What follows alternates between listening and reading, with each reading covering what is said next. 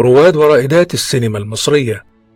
روبرت شارفنبرغ، مهندس ديكور ومناظر في بدايات السينما المصرية، فهو الخبير الألماني الذي استخدمه طلعت حرب لكي يجهز استوديو مصر بكل ورش النجارة والجبس والحدادة، وكذلك مخازن الإكسسوار والملابس. عمل المناظر والديكورات ل73 فيلما مصريا. هو من مواليد 1900 في ألمانيا، وتوفي في القاهرة، وهو والد المونتيرة المعروفة أنجا شارفنبرغ التي عملت مع زميلتها ميلا في كثير من الأفلام المصرية. يقدم شارفنبرغ تجربتين هامتين، أولاهما فيلم ليلى البدوية سنة 1937، حيث يحاول فيه أن يعطي الجو الفارسي القح للفترة من بوابة قصر كسرى إلى قاعة الاحتفالات، ثم حجرات المحظيات وقاعة مجلس الملك، وتتضح خشونة طابع التصميم المعطى لأغلب هذه الأماكن، بل وفقدانها في بعض الأحيان للنسب الصحيحة، بالإضافة إلى عدم تميز الزخارف الفارسية المستخدمة على الجدران والأرضيات، مما أفقد الأماكن كثيرا من بهائها ورونقها. أما التجربة الثانية فهي فيلم لاشين عام 1939، ويبدو فيه مدى حرص شارفنبرغ على إظهار طابع الفخامة لقصر السلطان من تعدد العقود المنفذة بمقرنصات عديدة، وتوشية العقود وزخرفة نباتية مذهبة، فضلا عن إضافة حليات ركنية بارزة. وقد تم توظيف الديكور توظيفا دراميا مع التشويه الذي يعطي الأشياء والخلفيات شكلا عضويا وكأنما الروح قد دبت فيه. وأيضا استخدام السلالم استخداما روحيا في مشاهد كثيرة، بحيث تبدو وكأنها مسكونة. ونلاحظ مدى توظيف الديكور في قاعة العرش عند دخول لاشين بعد الانتصار، حيث نرى قاعة ذات أعمدة ولها باب له عقد جميل. كما استخدم مقر لاشين في قصره بطريقة درامية جميلة، بنيت له خلفيات محكمة حية وغير مرسومة، حيث أن السطح كان مفتوحا على السماء. الفيزي أورفانيلي. بعد البعثة الثانية أنشأ عزيز بندرلي وأمبرتو ملافسي دوريس دار عرض وسينما فون عزيز ودوريس عام 1907 في محطة الرمل لبيع الاسطوانات والجراموفون وكاميرات التصوير الفوتوغرافي والتصوير. وعمل معهما صبي عمره 10 سنوات اسمه الفيزي أورفانيلي، شهد مع عزيز ودوريس بداية فن السينما في مصر، وكتب تاريخه بنفسه فيما بعد. بدأ حياته المهنية في الإسكندرية في عام 1917. تم تأسيس الجمعية السينمائية الإيطالية في الإسكندرية، وتعتبر هذه نقطة تحول في حياته المهنية كمصور سينمائي للأفلام المصرية. عام 1919 أنشأ الفيزي استوديو، وعمل معه 2 أصبحا من الرواد، هما الشقيقان عبد الحليم ومحمود نصر. وانصب نشاط الاستوديو على التصوير والإخراج والإنتاج والمونتاج والتحميض له وللغير.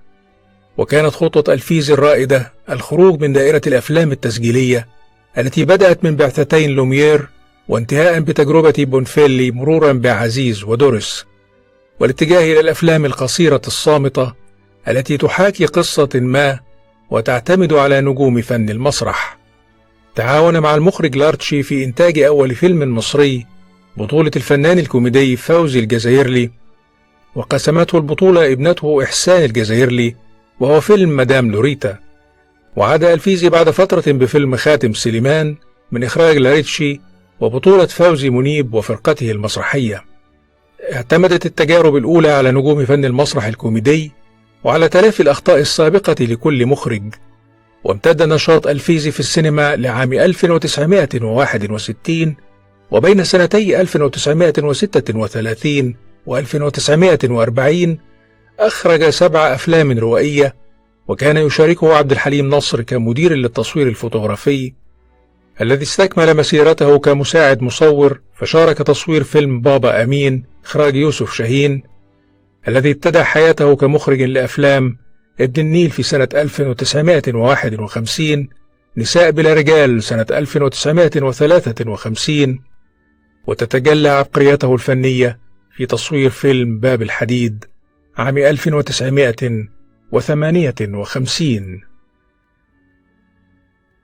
أنجا وميلا، فتاتان المونتاج، صديقتان عاملتا في مجال المونتاج وتحديدا مجال مونتاج النيجاتيف. ميلا مصرية من أصل يوغوسلافي، ولدت بالإسكندرية عام 1916، حيث اضطرتها الظروف المادية إلى التقدم في أحد المسابقات دون أن تعرف أنها في مجال السينما. وفور نجاحها عملت مع المونتير الراحل حسن مراد الذي تعتبره أستاذها الأول. وفي عام 1935 بدأت علاقتها بالألمانية أنجا، والتي هربت مع والدها مهندس الديكور روبرت شارفنبرغ من نازية هتلر، وعمل سويا في استوديو مصر حتى عام 1952. وشاركتا أنجا وميلا في بعض أفلام نجيب الريحاني وبعض أفلام علي الكسار وفاطمة رشدي ونور الهدى وحسين صدقي. الأخوة بهنة.